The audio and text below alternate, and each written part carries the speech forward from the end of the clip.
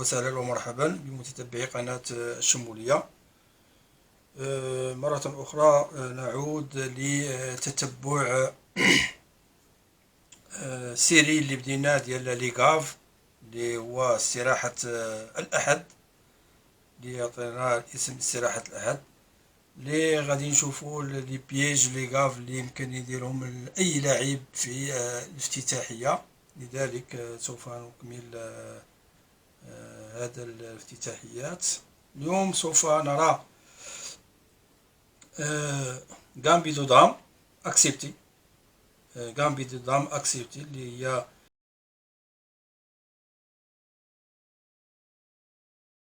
واحد افتتاح مشهور جدا، يعني تتلعب بشكل كبير جدا، اللي تبدا بالدي كات دي 5. لاحظوا دي 5 سي كات دي برونسي اكسبتي. هذا هو غامبي دو دام اكسبتي، يعني الاسود تيأخذ سي كات. هذا هو المعنى ديال دام غامبي دو دام اكسبتي، هذا هو المفهوم. كافالي اف 3 بي 5 لحماية البيدق، بي 5 أ4 لإزاحة البيدق ثم أخذه بلاتور، ثم لعب بهذه الطريقة لأخذ هذا البيدق. هذا هو إذن أ4 سي 6 سي 6 أ4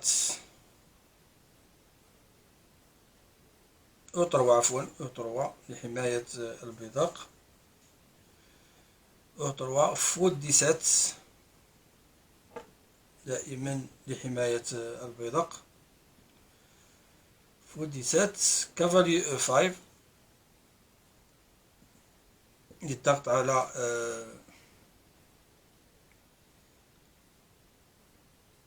من جهة ثانية للضغط على هذا البيدق. هذا هو المغزى من وجود هذا الحصان.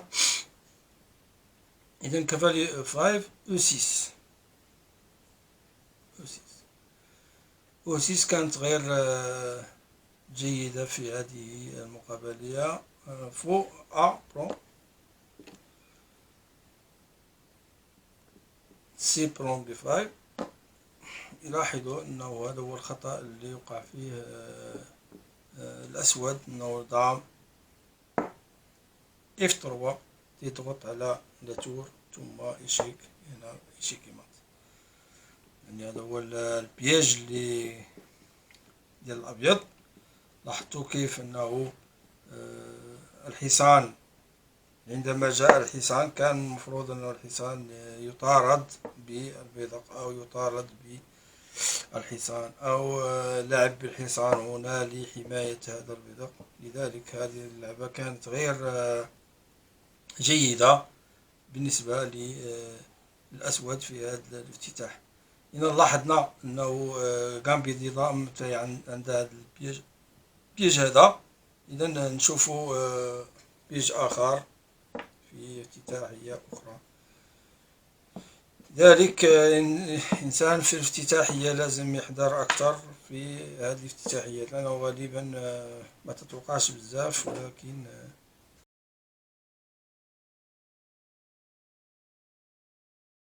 إنسان يحضر أكثر. نشوفوا ديفونس سيسيليان، ديفونس سيسيليان اللي هي الأخرى أو 4 ديفونس سيسيليان أو 4 دي 4 عفوا أو 4 سي 5 سي 5 كافالي اف 3. هذا هو سيسيليان كافالي اف 3 دي 6 دي 4. لاحظوا أنه دي 4 سي بروندي كافالي بروندي كافالي اف 6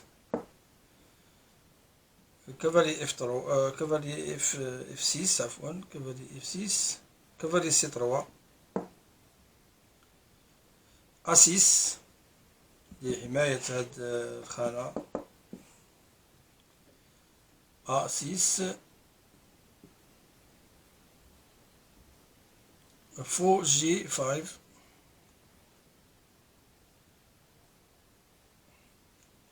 فو G5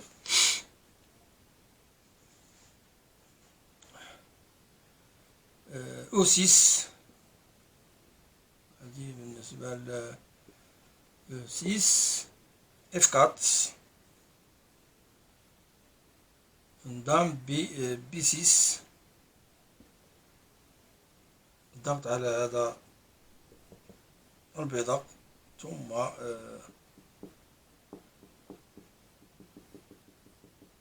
يرى أنه هذا الحصان فهو محمي بالعظام. نرى أنه دام B6 A3 دام بلون بدوي دام بلون بدوي، يعني كانت خطأ كبير جدا في هذه الحالة، لأنه الآن العظام تصبح رهينة ديال الحصان بهذا الشكل. هنا خطأ كبير جدا ارتكبه الأسود في هذه اللحظة، فأن الحصان يأتي إلى هنا فالعظام يعني بيض العظام بهذه الطريقة. إذن هذا هو الخطأ ديال السيسيليان اللي وقع في هذا الافتتاح بهذا الشكل. إذا نرى افتتاحية أخرى، نرى افتتاحية أخرى، نشوفوا افتتاحية أخرى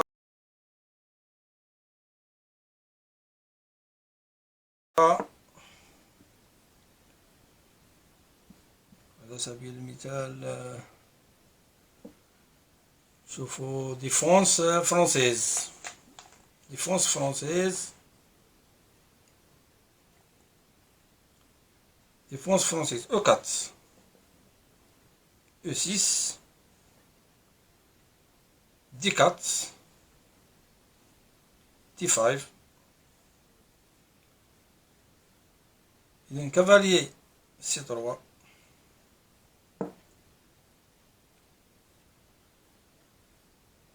فو B4 فو B4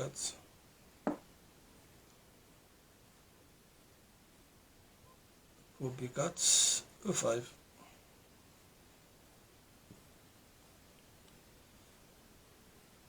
E5 C5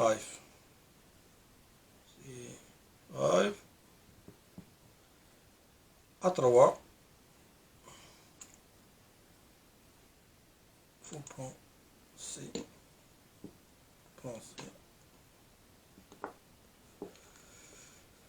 كافاليي E7 كافاليي E7 دام G4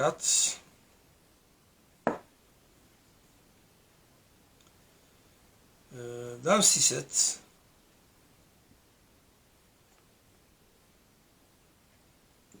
دام C7 دام بلونجي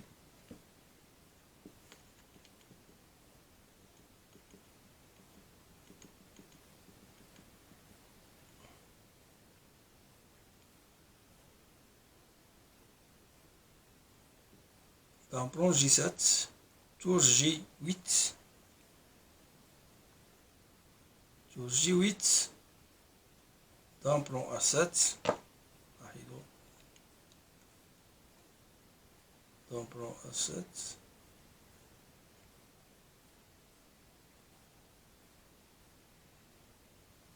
petit plan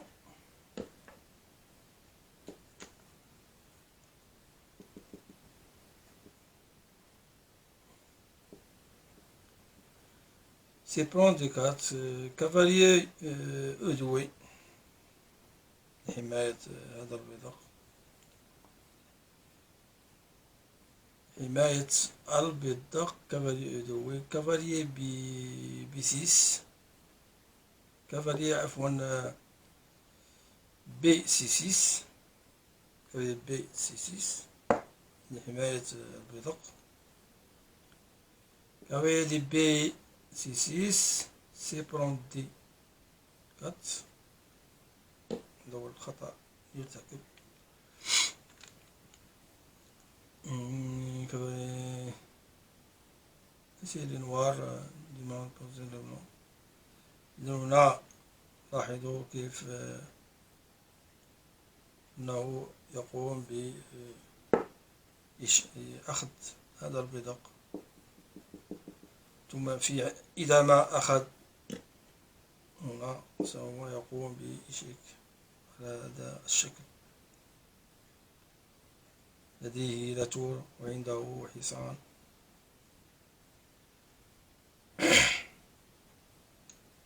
لاحظنا الخطأ اللي ارتكب مرة أخرى.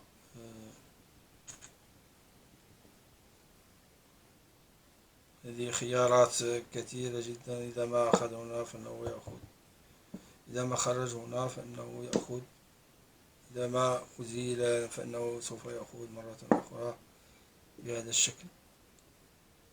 إذا لاحظنا كيف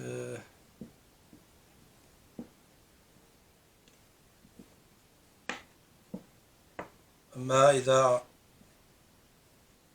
ما أخذ مباشرة هنا فممكن يأتي الحصان هنا لمضايقة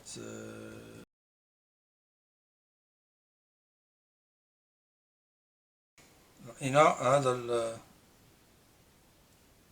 النهج. سوف نرى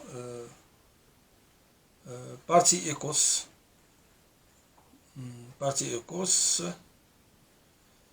E4 E4 D4 E prend D4 cavalier F3 cavalier C6 لحماية البيدق. cavalier prend cavalier prend D4 cavalier F6 cavalier C6 cavalier prend D4 cavalier F6 لضغط على البيدق. cavalier prend C6 cavalier C6 B prend C6 يعني حال أننا داخلين في مقابلة ديال راي لوبيز. إذن B prend C6 فقط أن الحصان هو الذي يقطع وليس الفيل. فون C3 فون D3 D5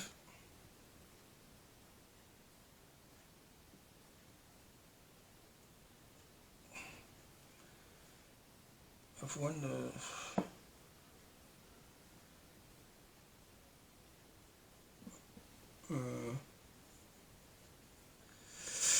وقلنا أنه B prend C6 B prend C6 وليس D prend C6 B prend C6. الحصان عندما كان هنا كان هناك حصان على هذا الشكل هذا، فالأبيض أخذ بهذه الطريقة ثم B prend C6 ثم الفو D3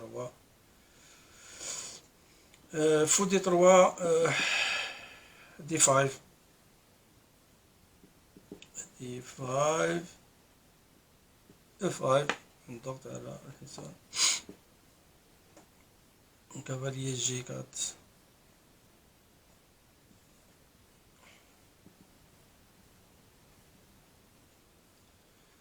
cavalier G4 تيروك لأنه لا يمكن أخذ أنه هناك ضغط ثم هناك بيدق. يمكن D5 عدم وجود في حالة ما إذا ما أخذ فلا يمكن المجيء هنا، لذلك سوف يقوم بطرد الفيل أولا. فو F4 لحماية البيدق. هو F4 G5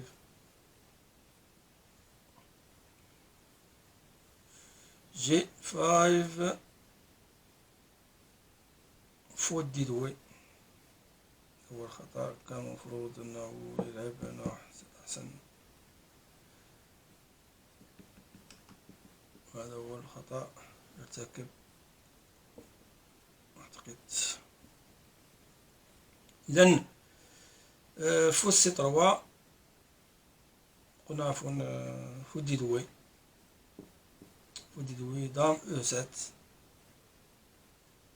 دام او 7 دام او 7 فوت سي 3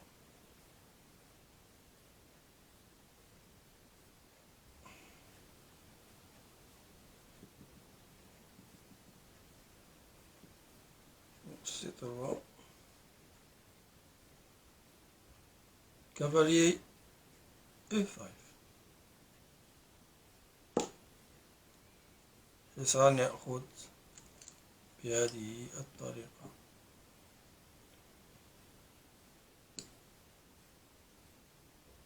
في هذه الحالة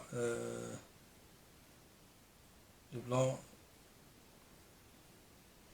في هذه الحالة البلون يأخذ هذا الحصان. إذا ما أخذ فإنه سوف يقوم بالضغط على هذا الفيل، وإذا ما فر الفيل هنا فإنه يقوم بلاتو لمضايقة نظام. هذا هو الخطأ الذي ارتكبه الأسود في بارتي إيكوس. إذا لاحظنا بارتي إيكوس.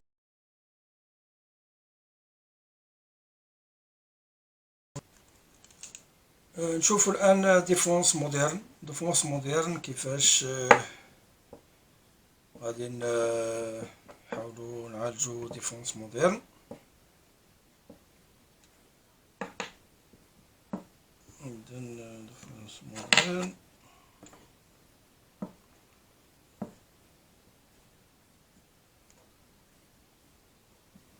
شوفوا ديفونس مودرن للغاف ديالها والأخطاء اللي يمكن يوقع فيها المبتدئين في الافتتاحية ديال ديفونس مودرن. إذا ديفونس مودرن هي او 4 دي 6. لاحظ دي 6 يعني تيكون هناك احتراز دي 4، يعني ما تيكونش هناك اندفاع. جي 6 كافالي اف 3. لاحظ كافالي اف 3 فوز جي 7 فوز سي 4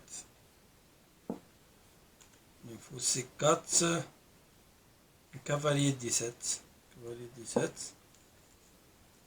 اللي كانت غير مهمة نقف دي ديمقراطية. وكنا هنايا كما لاحظنا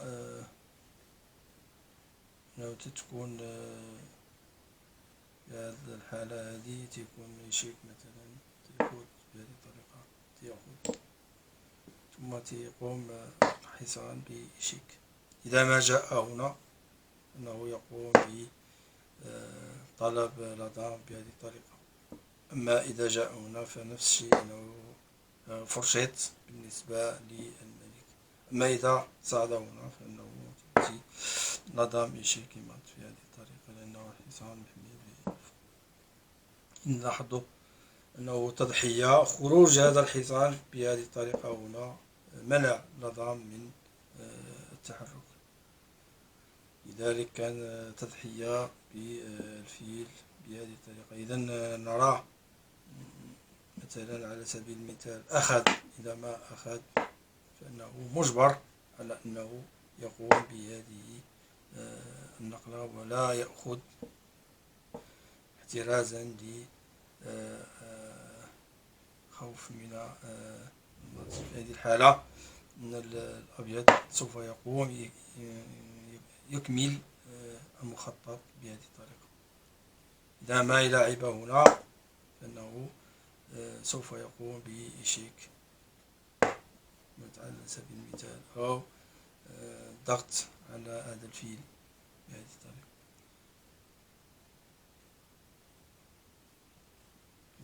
لاحظنا أنه على الأقل أنه يربح ماتريال بالنسبة للأبيض. إذا شفنا بارتي مودرن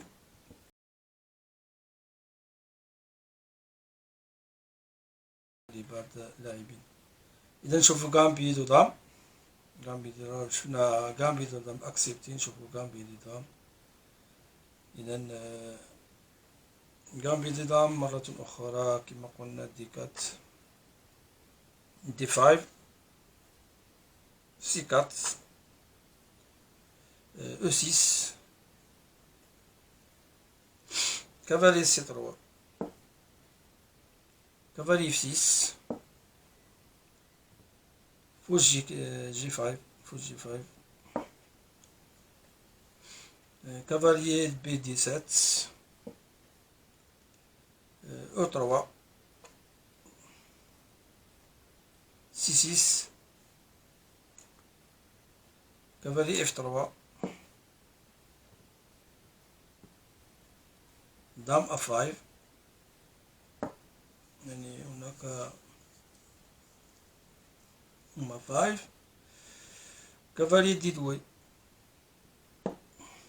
لمطاردة لدى cavalier D2 fou B4 B4 dame B3 يعني dame B3 كان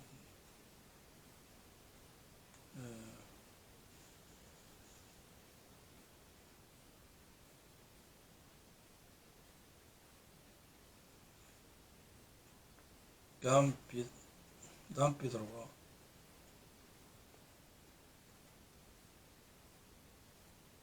هذا هو الخطأ.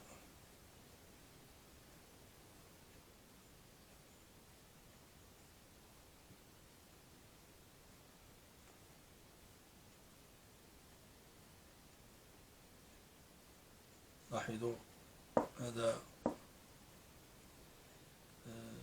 أنه يأخذ على سبيل المثال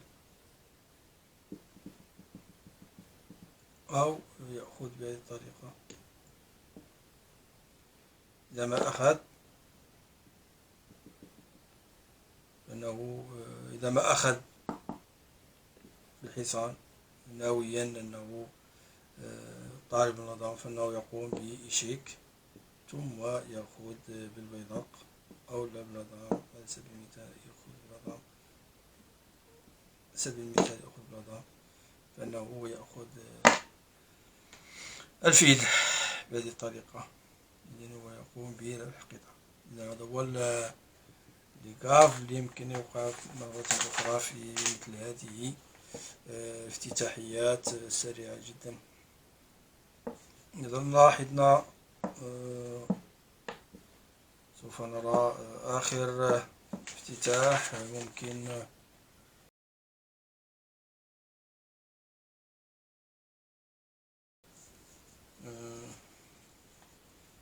نلعبو يعني أولا نشوف ديفونس دو كافالي، نشوف ديفونس دو كافالي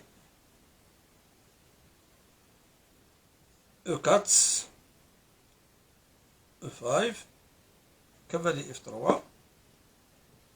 cavalier C6 fou C4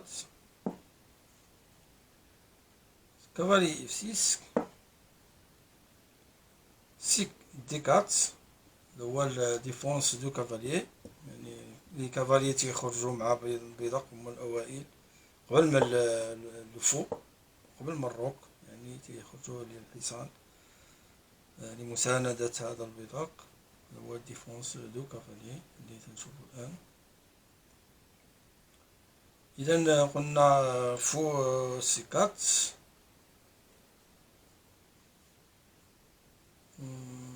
fou C4 cavalier F6 fou C4 cavalier F6 D4 قلنا D4 E prend D هذه E prend D تيروك. مرة أخرى هذا البيضاق يبقى دائما بييج لأنه دائما يكون الضغط عليه بهذه الطريقة هذه. متيقدرش ياخدو في بالنسبة للأسود، ما يقدرش ياخد هذا البيضق هذا لأنه خطير جدا بالنسبة للأسود. فوسي 5 فوسي 5 او 5 دي 5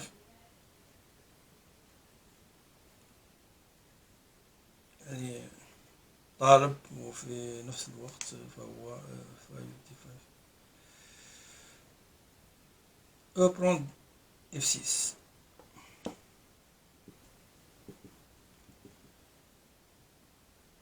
دي برون سي 4 دي برون سي 4 تور 1 إشيك. هادي أنه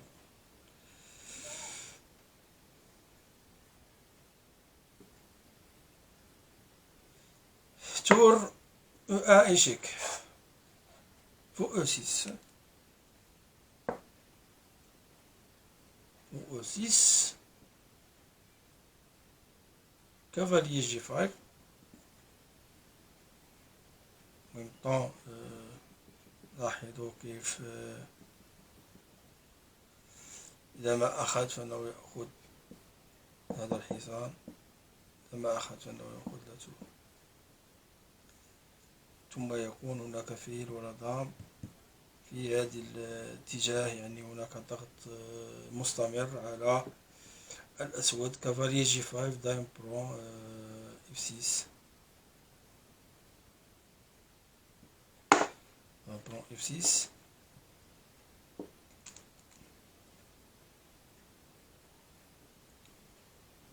ودول